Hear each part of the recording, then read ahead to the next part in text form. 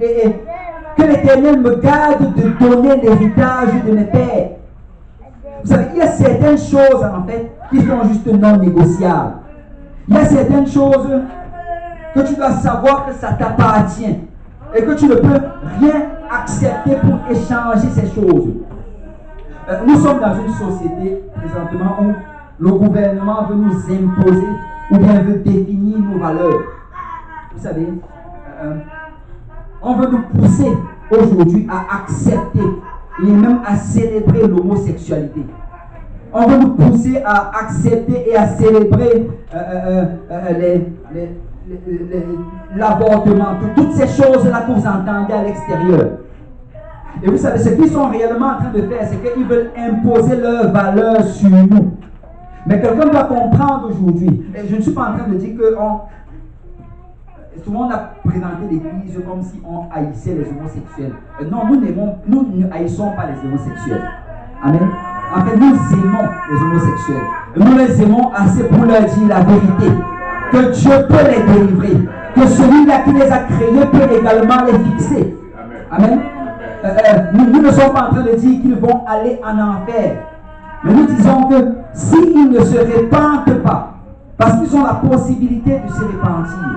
Vous savez, Jésus est le même hier, aujourd'hui et éternellement. Peut-être les valeurs de la société ont changé. Mais ce qui était une abomination hier aux yeux de Dieu est encore une abomination aujourd'hui aux yeux de Dieu. Amen. Et les choses que Dieu a haïes dans le passé, il les hait encore aujourd'hui.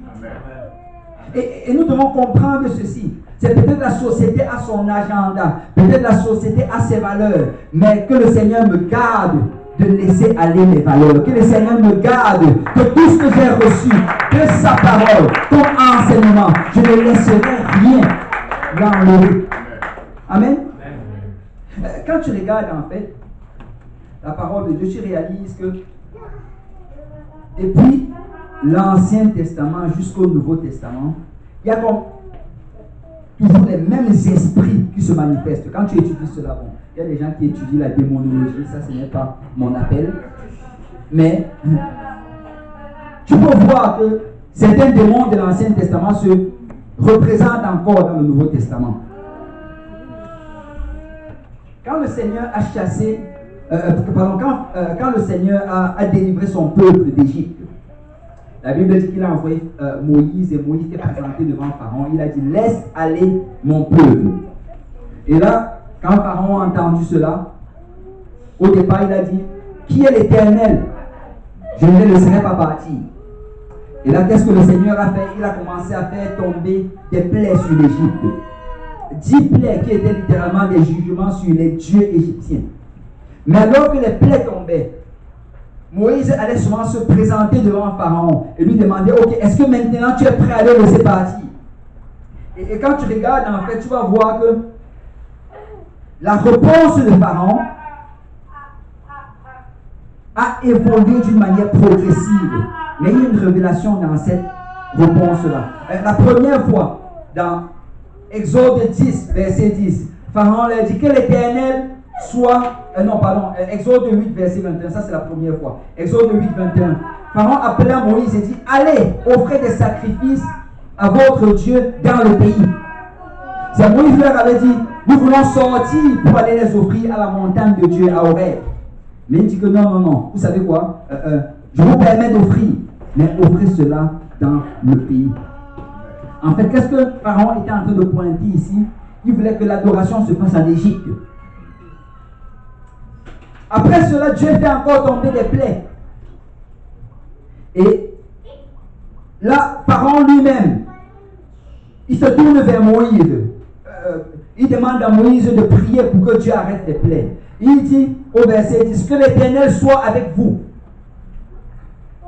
Tout comme je vais vous laisser aller, vous et vos enfants. Prenez garde, car le malheur est devant vous. Et après leur avoir dit, vous pouvez partir, vous et vos enfants. Il revient encore sur lui-même, verset 11. Non, allez vous les hommes et servez l'Éternel, car c'est ce que vous avez demandé. Et on les chassa de la présence de Pharaon. Ce que Pharaon a fait maintenant, c'est qu'il dit, ok, vous pouvez partir cette fois-ci, mais les enfants vont rester. Donc ça, c'était le deuxième niveau dans la négociation. Et le peuple d'Israël est resté et le Seigneur a encore fait tomber les plaies. Et là, dans Exode 10, verset 24, Pharaon appela Moïse et dit, allez servir l'Éternel, il n'y aura que vos brebis et vos bœufs qui resteront, et vos enfants pourront aller avec vous. Dans la première fois, il voulait que l'adoration se passe en Égypte. La deuxième fois, il disait, allez, mais nous allons garder vos enfants. Et la troisième fois, il dit, allez, prenez même vos enfants, mais nous allons garder vos biens.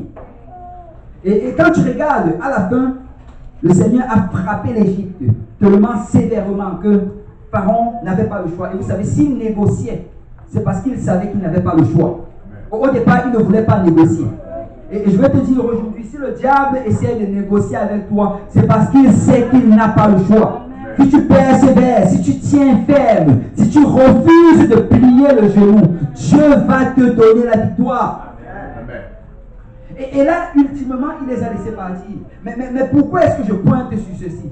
C'est parce que tu vas voir que ces trois aspects représentent vraiment trois idoles, trois divinités qui ont réapparu encore et encore et encore. Le premier, c'est le Dieu qui nécessite et qui veut voler l'adoration, c'est Baal. Quand tu regardes dans l'Ancien Testament, combien de fois l'adoration qui devait aller à l'Éternel était détournée pour être envoyée vers Baal. Et aujourd'hui, vous allez voir que c'est cette même divinité qui est en train de s'établir dans la société. Tu sais, le sport veut voler l'adoration. Les divertissements veulent voler l'adoration. Et mon pasteur et le pasteur Graham, ils utilisent souvent cette illustration-là, une devinette. Ils demandent qu'est-ce qu'il y a? Deux cornes et une queue, et qui se trouve dans notre salon.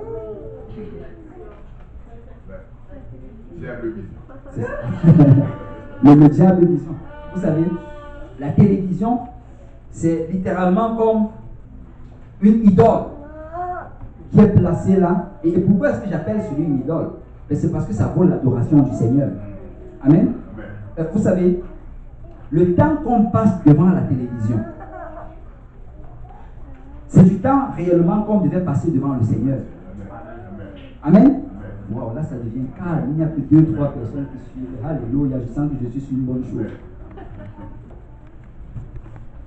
La télévision, en fait, quand tu regardes cela, les scientifiques eux-mêmes, ils te disent que cette affaire-là, souvent on veut utiliser cela, les gens vont dire que oui, la télévision, on en a besoin parce que ça va nous aider et ça va nous aider à avoir de l'information et instruire nos enfants, mais c'est un grand mensonge. Parce que les scientifiques te disent que tu apprends très peu en regardant la télévision. Pourquoi? Parce que tu es juste assis et tu es dans un esprit ou bien dans un concept où tu reçois uniquement. Ça entre seulement, ton cerveau ne travaille pas. C'est pourquoi tu peux rester devant la télévision pendant des heures, ton cerveau ne travaille pas, tu n'es pas fatigué. La vraie manière, si tu vas apprendre, ce n'est pas la lecture, c'est réellement la lecture qui te permet d'apprendre. De la télévision, le seul but de la télévision, c'est le divertissement. Et aujourd'hui, ils utilisent ça justement pour promouvoir leur agenda. C'est quand tu t'assois devant la télévision, tout ce que Hollywood veut que tu reçoives, ils vont te l'envoyer. Tu n'as pas le contrôle sur cela.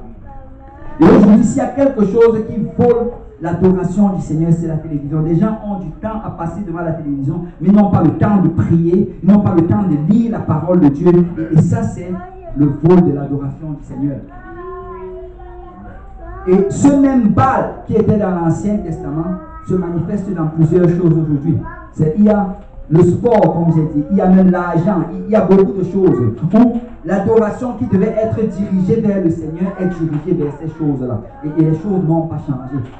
Deuxième Dieu que tu vas encore voir maintenant, c'est Moloch. C'est le premier, c'était l'adoration Baal. Le deuxième, c'est Moloch pour les enfants. Dans l'Ancien Testament, Moloch, c'était une divinité. En fait, c'était une statue qui était faite en métal.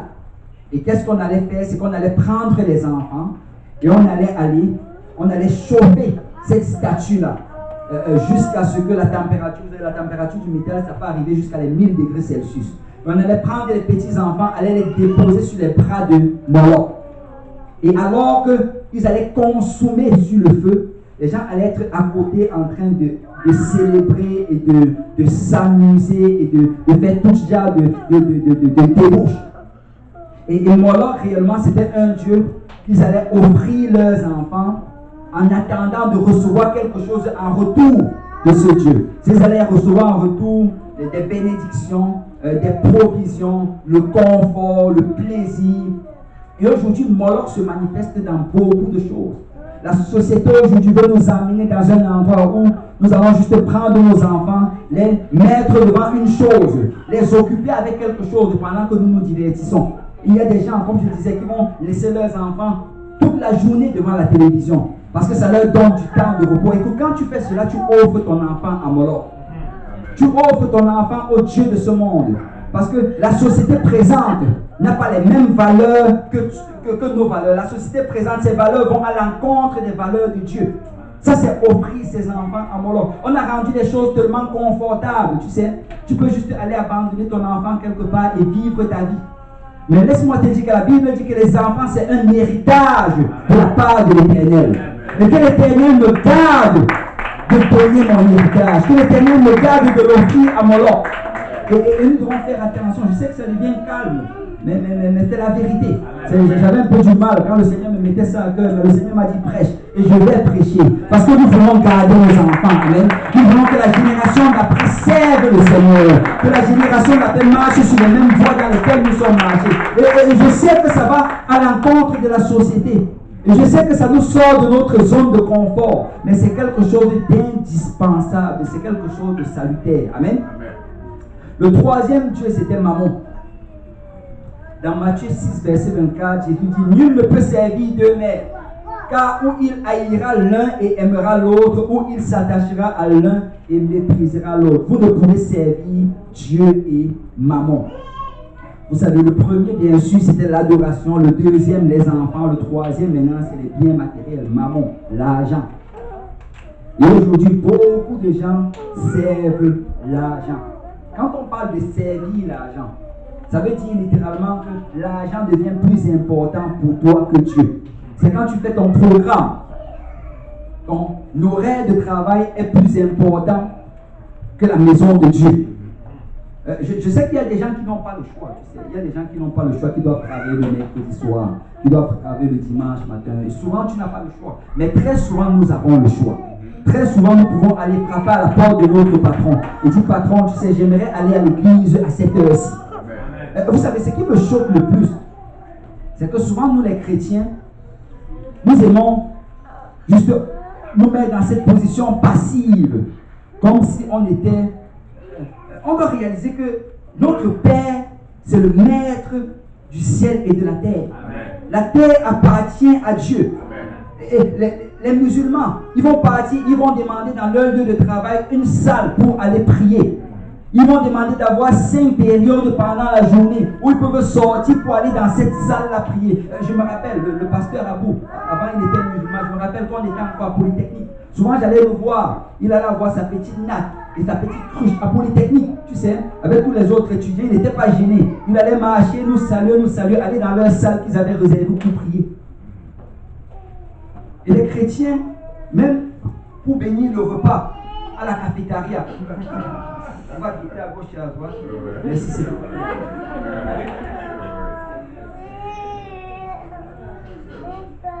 Oui, Seigneur, nous aide. Nous devons mettre Dieu en premier. Amen. Nous devons réaliser l'héritage que nous avons reçu. Amen. Maman, comme je disais tantôt, c'est le Dieu du bien matériel. Et si tu commences à donner plus d'importance dans les choses matérielles, tu sais, plus d'importance dans ta maison, sur ta voiture, sur ton compte bancaire, que tu ne donnes aux choses de Dieu et à la maison de Dieu, tu es en train de servir maman. Et nous devons faire attention à ça. Ce sont ces mêmes dieux qui reviennent. Mais tu sais, Naboth a dit que Dieu me garde parce que ça c'est l'héritage que j'ai reçu. Et je vais garder cet héritage. Et je vais transmettre cet héritage à ceux qui viennent après moi.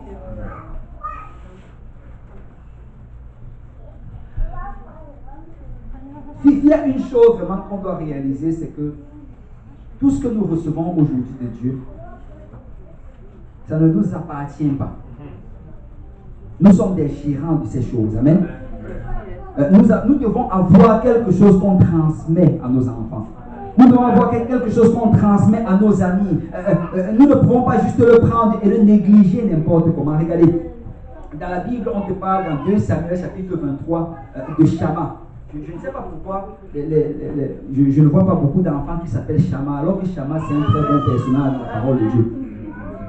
La Bible te dit au verset 11, après lui Shama, fils d'Agé, d'Arar, les Philistins étaient rassemblés à Léchi. Il y avait là une pièce de terre remplie de lentilles et le peuple fuyait devant les Philistins. Shama se plaça au milieu du champ, le protégea et battit les Philistins. Et l'Éternel opéra une grande délivrance. La Bible te dit que les autres se sont levés, ils ont commencé à fuir. Shama est venu, ils ont dit, vous pouvez fuir, mais ça c'est mon héritage. Il est resté au milieu du champ, il a dit, je vais me battre. Dieu va me donner la victoire, parce que s'il me l'a donné, ben, il va me le conserver. Et alors qu'il s'est battu, alors qu'il a résisté, Dieu lui a donné la victoire. Et moi je crois vraiment que si quelqu'un se lève et qu'il voit son patron, et qu'il voit, je ne sais pas, son professeur, il lui dit, écoute patron, à cause du fait que je dois faire ceci dans le Seigneur, j'ai besoin de telle permission, il va l'obtenir. Mais ça prend que si tu le fais, fais-le comme pour le Seigneur. Amen. Parce que tu vas demander la permission et après, tu vas aller faire autre chose pendant ce temps. Si nous nous accrochons à notre héritage, Dieu va nous donner la victoire. Dans le passage qu'on a lu en introduction, ces 2 passages, ce sont les lettres de Paul. Et en fait, 2 Timothée, c'est la toute dernière lettre que Paul a écrite. Et il écrit à Timothée qui est son fils dans le Seigneur, comme il est dit. C'est lui-là qui l'a fait grandir dans les voies de Dieu. Et il dit dans 2 Timothée chapitre 1 verset 11, c'est pour cet évangile que j'ai été établi prédicateur et apôtre chargé d'instruire les païens. En fait, il est en train de parler de l'évangile. Et c'est à cause de cela que je souffre ces choses.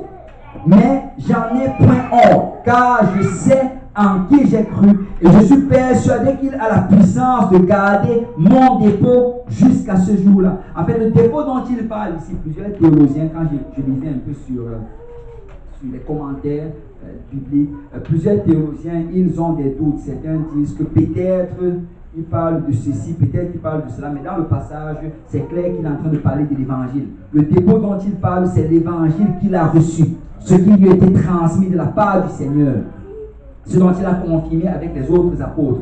Il dit, je sais en qui j'ai cru, et je suis persuadé qu'il a la puissance, que Jésus a la puissance de garder cet évangile jusqu'au jour où je vais le rencontrer.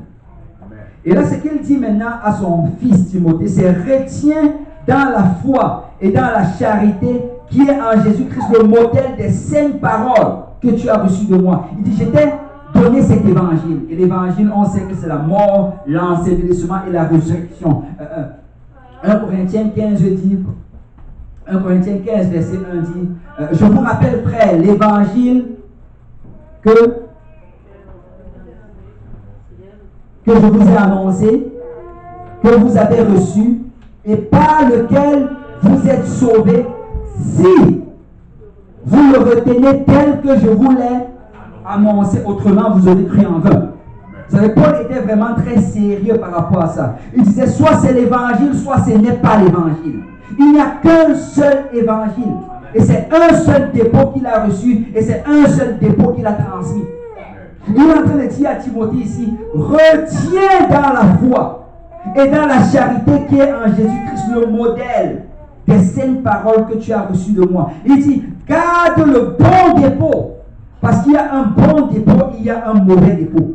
Un mauvais dépôt, c'est un dépôt qui a été corrompu, un dépôt qui a été changé. Il dit que ce que tu as reçu de la même manière que je l'avais reçu, quand je l'ai reçu, je l'ai transmis intact. Et toi aussi, garde-le et transmets-le intact par le Saint-Esprit qui habite en nous. Et quand tu regardes dans plusieurs évangiles, le sujet principal des évangiles, si tu étudies des épîtres, le sujet principal des épîtres, c'est toujours par rapport à faites attention aux fausses doctrines. Faites attention aux autres enseignements. Parce qu'il y a un bon enseignement, il y a un mauvais enseignement. Il y a un bon évangile, il y a un mauvais évangile. Et Paul dit à Timothée ici, garde le bon dépôt. Amen. Et si tu regardes, si tu vas dans 2 Timothée chapitre 2 verset 2, il dit encore à Timothée, et ce que tu as entendu de moi en présence de beaucoup de témoins, confie-le à des hommes fidèles qui soient capables de l'enseigner aussi à d'autres. Il dit, ce que tu as entendu, le dépôt que je t'ai donné, confie-le à des hommes fidèles.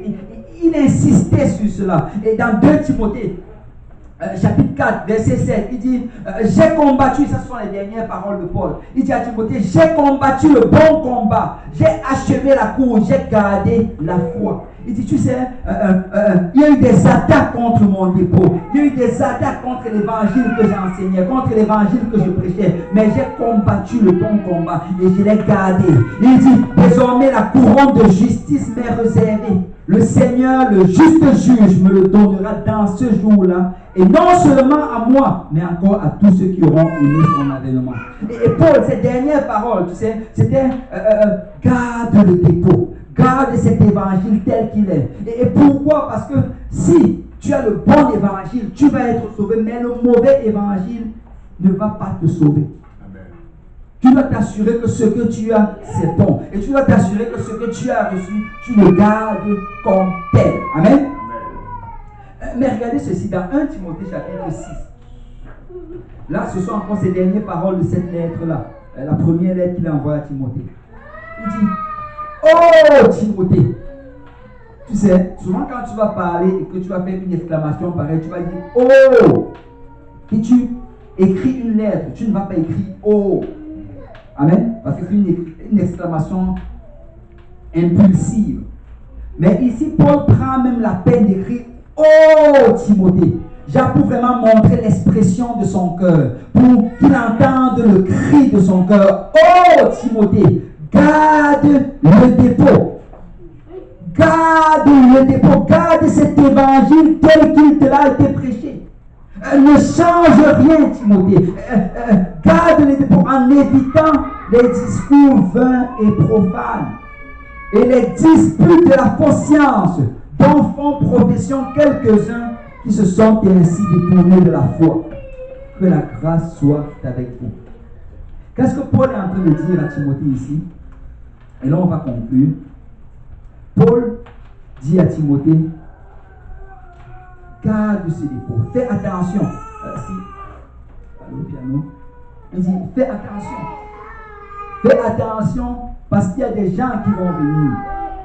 Et les gens vont s'opposer à cet évangile. Il y a des gens qui vont venir avec des discours, avec la philosophie. En ce temps, il y avait beaucoup de philosophes chrétiens qui allaient venir attaquer Timothée, lui mettre des pensées et questionner certaines choses. Il dit, oh Timothée, garde ce dépôt. L'évangile que tu as reçu, la mort, l'ensevelissement, la résurrection de Jésus-Christ, la repentance, le baptême au nom de Jésus et le baptême du Saint-Esprit, la vie de sanctification. Garde ce dépôt. Si on peut tous se lever dans la présence du Seigneur. Nous sommes tous ici et nous aimons la parole de Dieu, nous aimons la vérité. Nous l'avons entendue, nous la célébrons. Mais permets-moi de te dire que il viendra cogner à ta porte s'il n'est pas déjà venu. Le prince de ce siècle, il va vouloir que tu vendes ton héritage. Il va vouloir que tu le cèdes. Ou alors que tu vends l'héritage que tes enfants sont déjà en train de recevoir. Il va solliciter cela d'une certaine manière. Mais je viens dire à quelqu'un ce matin, garde cet héritage.